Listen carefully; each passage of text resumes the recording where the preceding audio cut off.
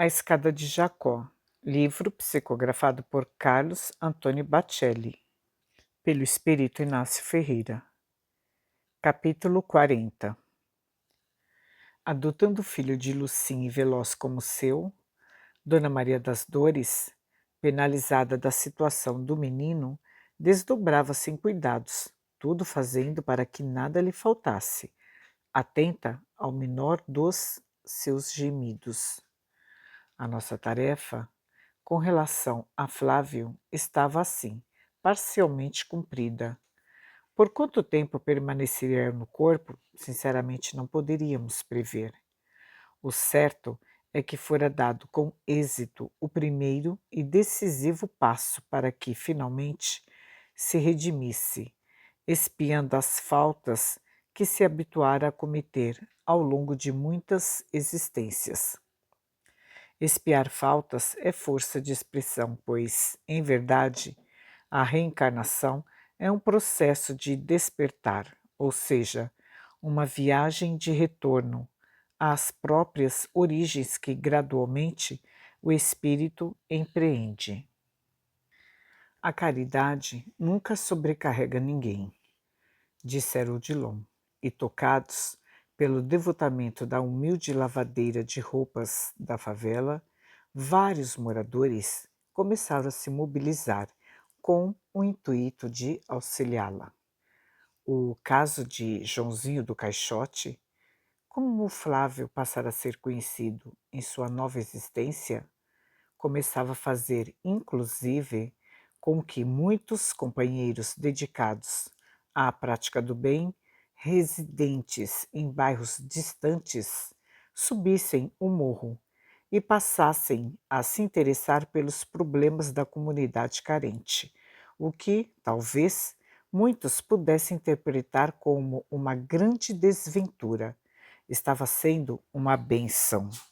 Indiretamente, o ex-serial killer passara a ser responsável por inúmeros benefícios que, em particular, as crianças carentes do local recebiam de mãos generosas. Os netos de Dona Maria, a princípio receosos, apegaram-se ao garoto e o tratavam como irmão caçula, preservando-se, assim, de envolverem-se com meninos de sua idade que, infelizmente, já se ligavam ao tráfico, utilizados como aviõezinhos pelos que viviam do comércio de drogas. No máximo, Joãozinho do Caixote, às vezes, conseguia esboçar um sorriso ingênuo e estender os braços retorcidos a quem se aproximava para lhe fazer um carinho ou presenteá-lo com um mimo barato.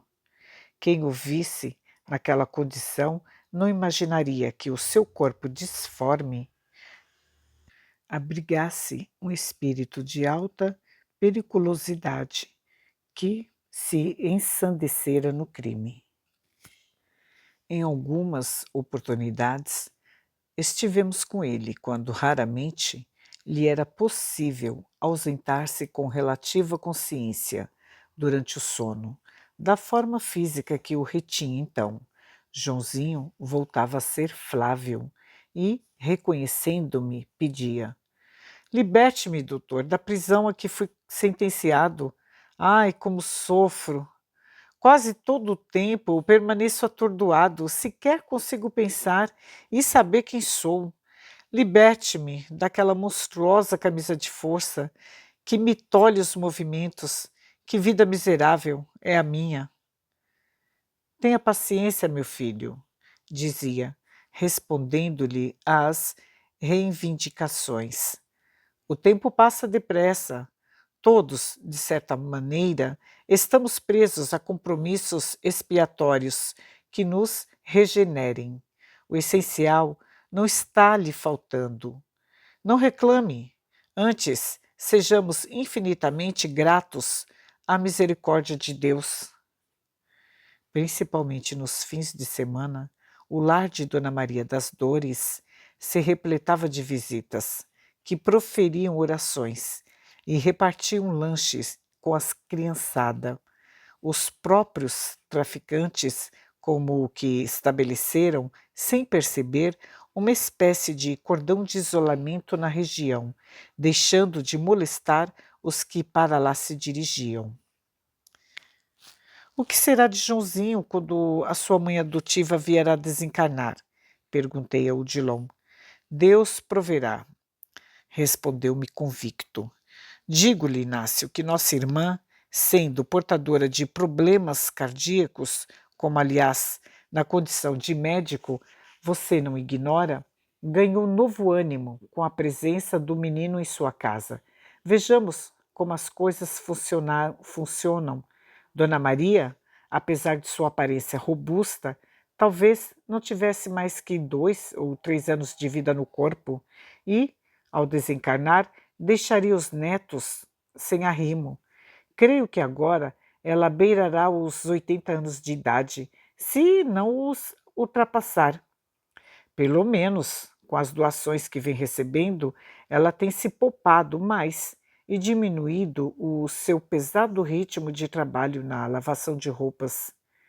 Um simples gesto de bondade pode influenciar a vida de muita gente. Que pena, a nossa Lucinha, exclamei.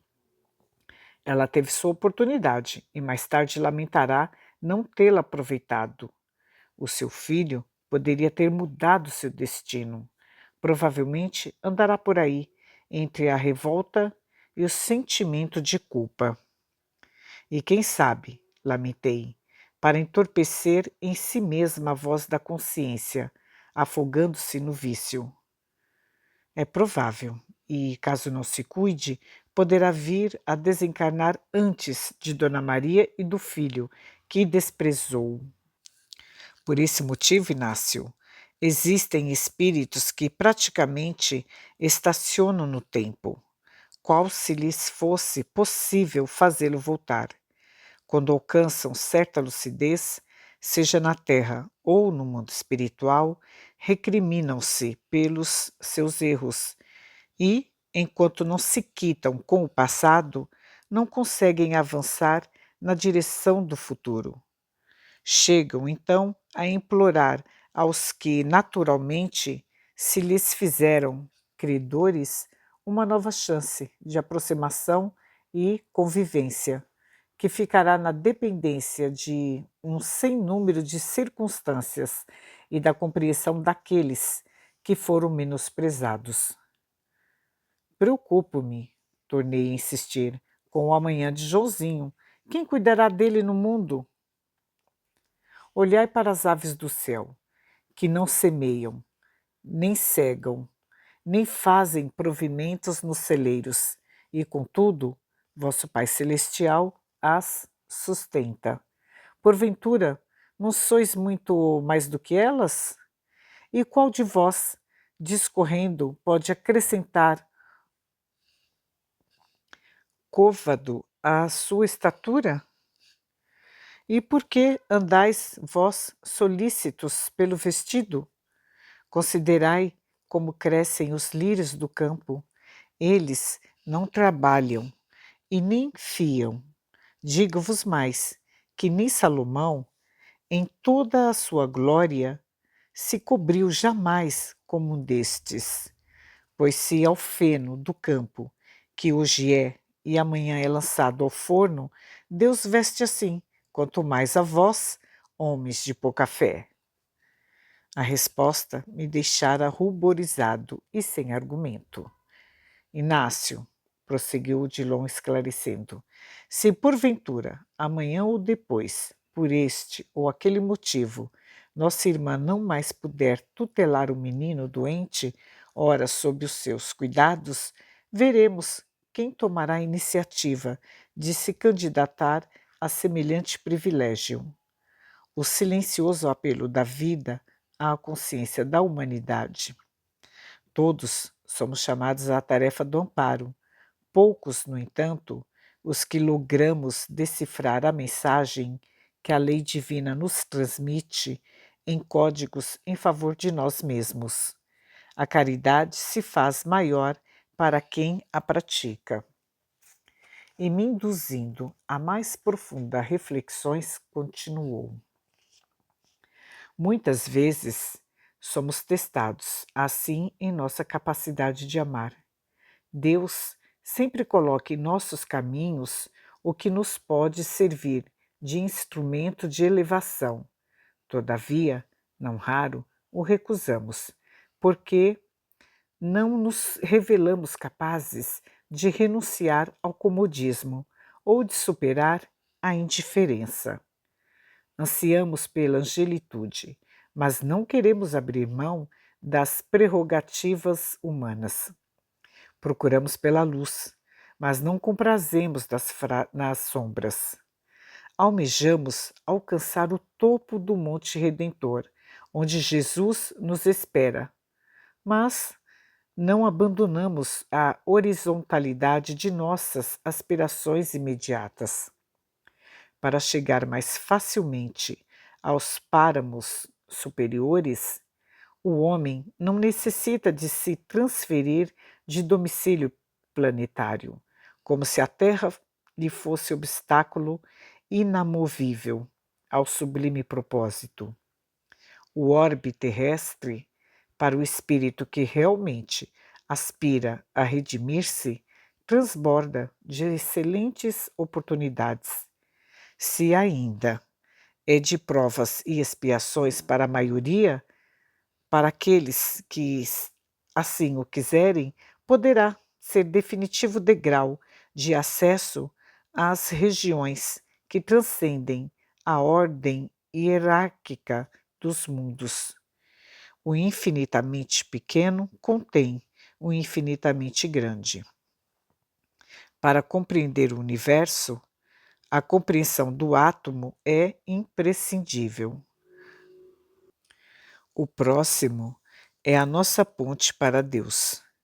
O homem não necessita de asas para voar, pois o Criador dotou-o de todos os implementos necessários para que, através do pensamento, ele percorra as veredas do sem-fim e desvende os mistérios da criação.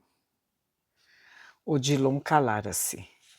Contrastando com o silêncio reinante na favela, a cidade agitava-se lá embaixo, e ao longe podíamos avistar a imagem do Cristo Redentor, num apelo que, sem generalizar, os homens não entendiam ou não queriam entender. Aviões possantes cortavam os céus e automóveis promoviam buzinaços ante a indiferença de tantos, sem crítica, que se tostavam ao sol de Copacabana.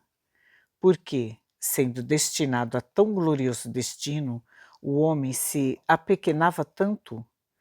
Por que não usava para além de si mesmo, consumindo o tempo quase sem proveito nas ilusões da vida material?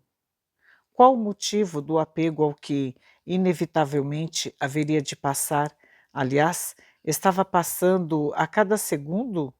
Por que ele não conseguia perceber para onde caminhava a cada passo? Imerso em tais reflexões, eu e Odilon nos afastamos, volitando ao encontro dos deveres inadiáveis que não haveriam de nos aguardar o esforço indefinidamente. Éramos, como somos, o produto do próprio suor derramado, e cruzar os braços na inatividade significaria não acompanhar a extraordinária dinâmica da evolução.